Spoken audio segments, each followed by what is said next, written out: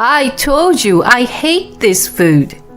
You are harassing me by making the stuff I don't like, aren't you? Your husband likes it though. Just cook something else, right now. I've had enough of how my mother-in-law yelled and screamed when she didn't like something. I'm not sure if I can take her sarcasm for the rest of my life. I was half resigned to the fact that I would have to endure my mother-in-law's bullying. But then, something happened that completely changed my life. My name is Ellen. My husband George and I have been married for 3 years now. We were living with my parents-in-laws at their house. My husband, who is often not home from work, is currently on a business trip. I used to feel uneasy not having him around, but now I am so busy that I don't miss him too much. My daily schedule is like this. I get up at the crack of dawn to cook a meal for my father-in-law, who wakes up quite early.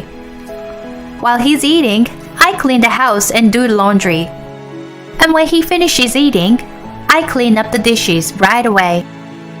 After finishing all the household chores, I finally push myself to get ready to take off to my part-time job. And as soon as I come home from work at 5, I make the meal. And after that, I clean the house, do laundry for the second time. And the day is finally over. Such a restless day is tiring enough. But there is one thing that makes my life even more tiring. That was my mother-in-law's bullying. Although my mother-in-law does not work and stays at home all the time, she does not do any housework. My husband once told me that he couldn't even remember what his mother's home-cooked meal tasted like. I guess she didn't do much housework since my husband was small. Even though she did nothing, my mother-in-law had an attitude. She was very picky about the food I cook and insists that the places I clean are dirty. I felt terrible that she would go to such lengths to make me feel bad about myself. My mother-in-law seems to have made it her hobby to bully me. Because she was such a person, she was well known in the neighborhood as a show-off. She would wear jewelry that didn't suit her fat fingers and stroll around the neighborhood. When they saw her, the neighbors would say she looked nice even though they didn't think so. The neighbors didn't want to upset my mother-in-law.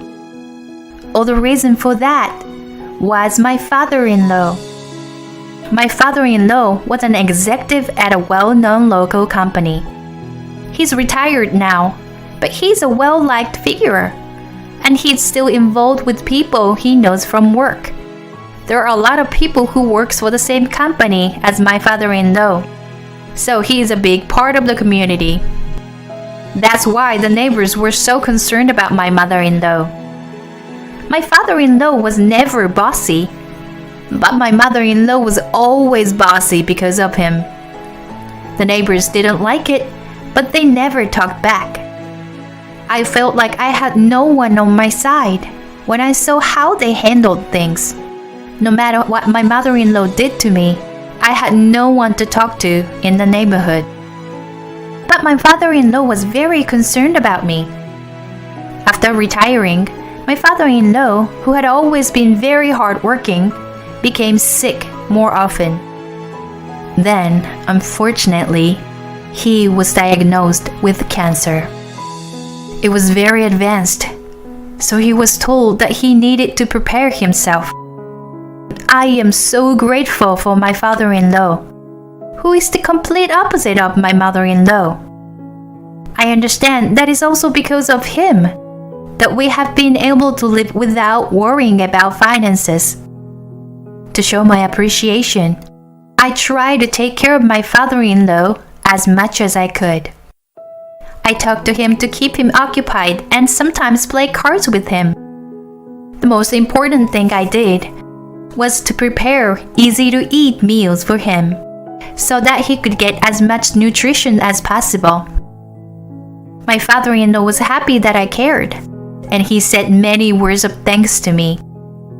Thank you. I'm happy every day.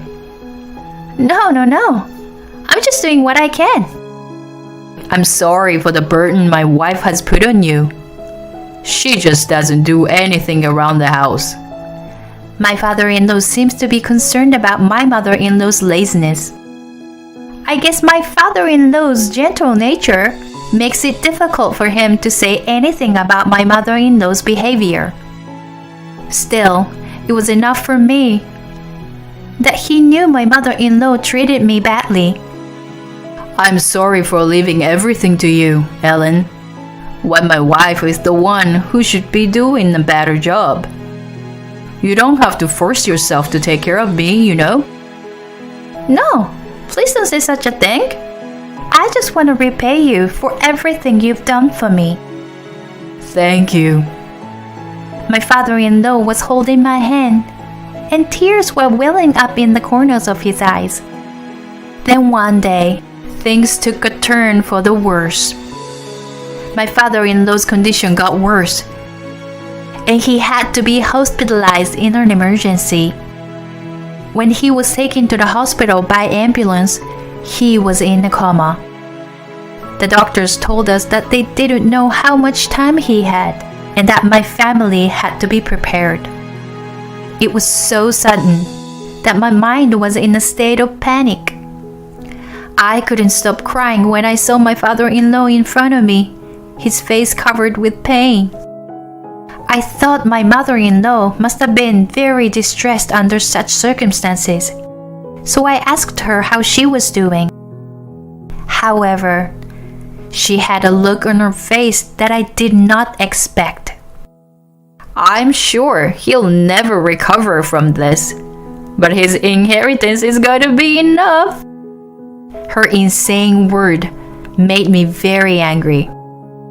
Meanwhile, my father-in-law did not regain consciousness, but his breathing was stable. I visited him every day and talked to him a lot, even though he couldn't hear me. I hoped that if I talked to him like this, he would wake up one day and answer me. But he didn't seem to wake up. As for my mother-in-law, she never came to visit him. Why don't you go check on your husband once in a while? Don't you tell me what to do.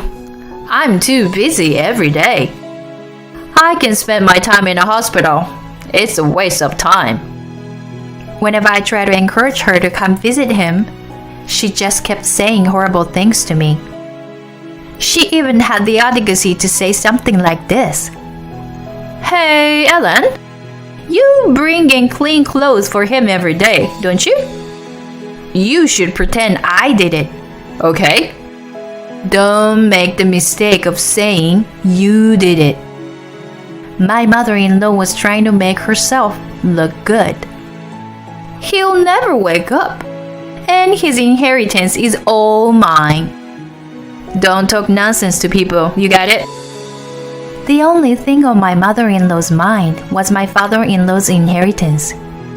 I was so angry at her selfishness that I decided to take action. Since my father-in-law was no longer in the house, my mother-in-law's bullying was worse than ever. Stop talking about visiting him and start cooking. It's too early for preparing dinner, and I'm going to the hospital now. I'll be home soon, then I'll cook. You really piss me off, Ellen. You know that? I've told you 100 times. That old man can do nothing but to leave me his money. He doesn't need any visit nor sympathy. My mother-in-law kept saying horrible things to my father-in-law. I wanted to say something back, but I managed to hold it back. After a while, I received a phone call from the hospital with the great news I had been waiting for. Is it true? Thank God! My father-in-law finally woke up from a coma. And to my surprise, His condition had stabilized. I immediately went with my mother-in-law to the hospital room. Welcome back. Good to see you. Me too. I'm sorry for all the trouble I caused you. My father-in-law smiles peacefully. My mother-in-law acted like she was overjoyed to see my father-in-law. Honey, I took care of you every day. I see. My clothes are clean. You did all this for me? Yes, I did everything. My mother-in-law stared at me. I guess she wanted me to play along with her. I ignored her signs and let her out of my sight. I could tell by the way she looked at me that she was annoyed with me for not listening to her. And my father-in-law didn't miss it. Well, I'm gonna go now. I have some errands to do. So, please take care of the rest. Okay, Ellen? My mother-in-law was in a bad mood because I ignored her sign. She looked at my father-in-law's face for a moment and left the hospital room. Ellen, are you okay? What? What do you mean? My wife's attitude was strange, wasn't it? I thought it was you who took care of me all the time. My father-in-law saw through it all. Well, I think you would be shocked if I told you the truth. Don't worry. I'm fine now. Just tell me the truth. Did she do anything to you while I was gone? The truth was that I have been keeping evidence to tell someone about what my mother-in-law has done. I kept it for the right reasons, but I never thought I would have to share it with anyone. Well, I'm sorry if this makes you sick. But here, please listen to this. I felt so bad that I took out my voice recorder and played the recording of her voice. I was sure my father-in-law couldn't bear to hear everything my mother-in-law said on there. When my husband dies, I want my inheritance to all myself. I want my husband to die soon.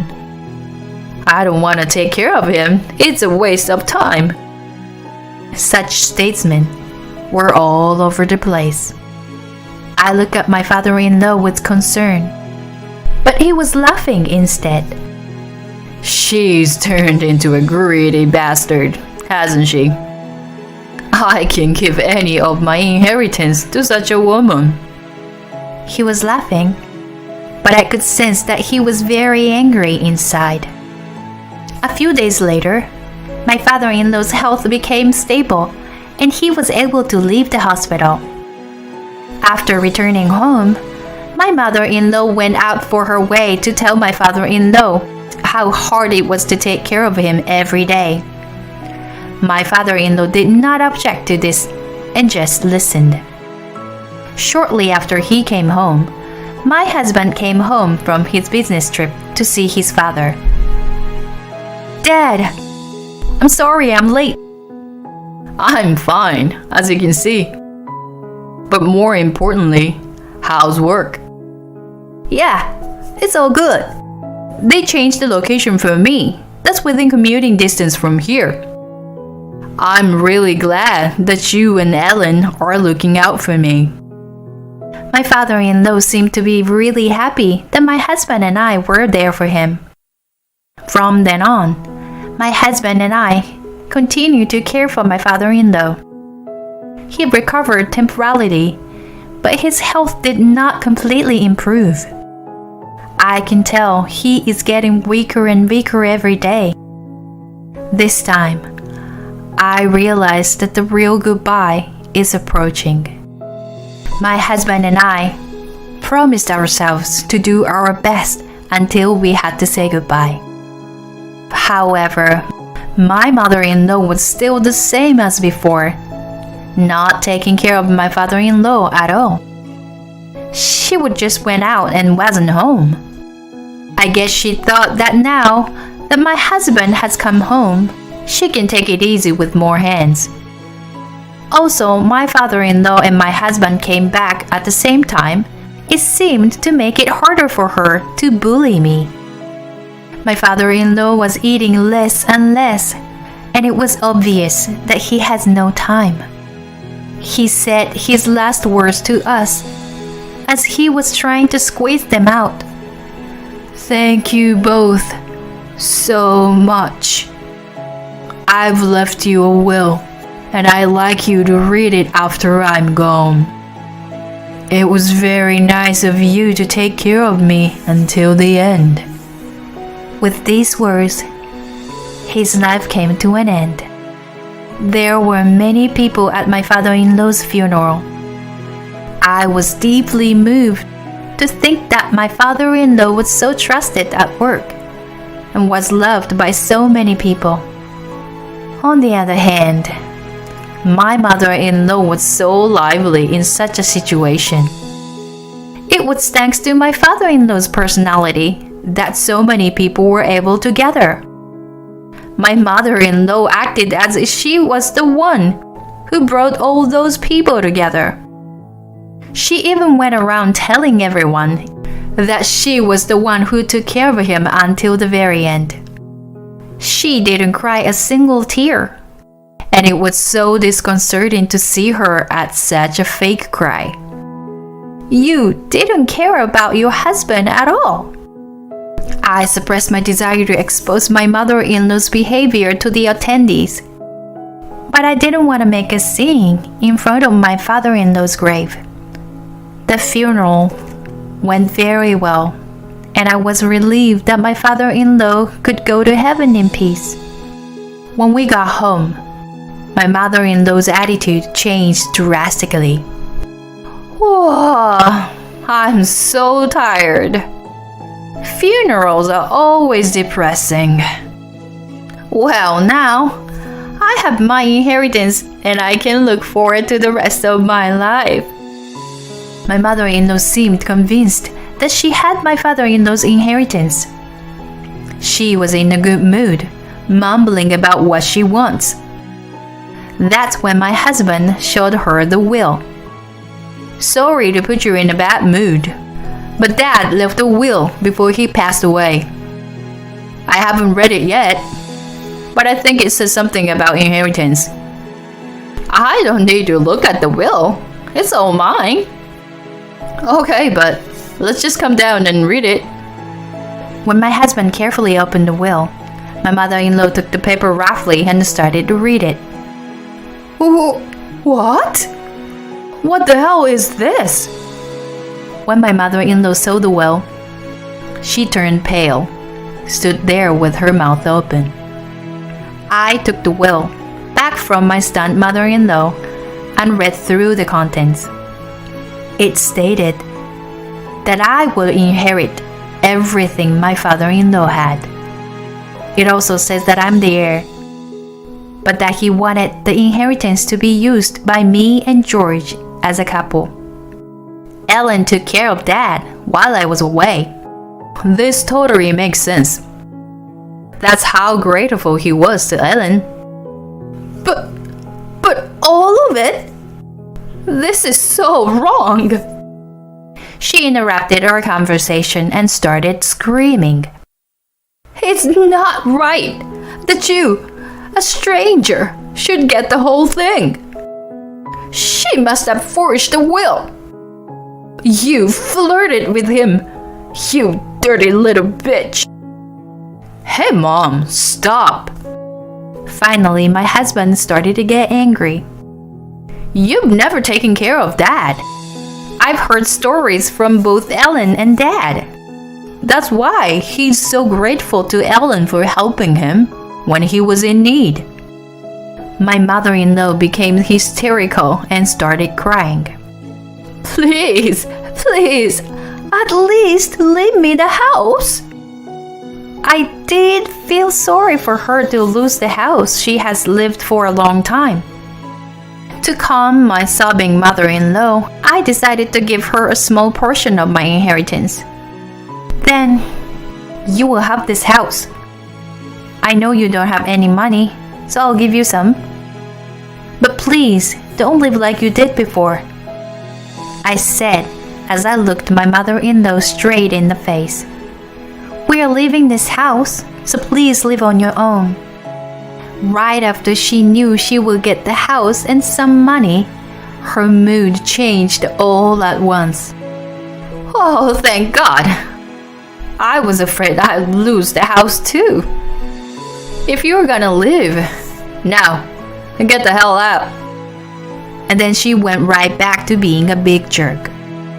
I was so frustrated that I fell for my mother-in-law's fake cry. But if I leave this house, I will never have to live with my mother-in-law again. The joy of being away from my mother-in-law overweighed the frustration of giving away a small portion of my inheritance.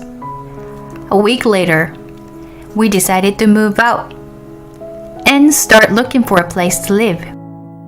For now, we're thinking about moving into an apartment and build a house soon. Thanks to the inheritance left to us by my father-in-law, we will be able to build a nice house. I'm also planning to build an altar for my father-in-law as a token of my appreciation.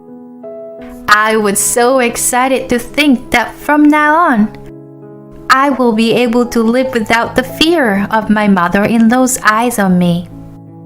On the other hand, my mother-in-law had not been able to make any change in her lifestyle, and she was still spending money as widely as ever. In addition, now we have left. Word had spread and the neighbors changed. Now my father-in-law has passed away. The neighbors no longer need to be concerned about my mother-in-law. People who had been complaining about my mother-in-law started to spreading rumors, and she became more and more isolated. My mother-in-law, who had always been extravagant, spent more than her savings and pension. Finally, she sold the house, which she begged to have. She has no house and no job, and we have no idea that she's doing right now. She has nothing to do with me now, so I don't really care where she goes or what she does.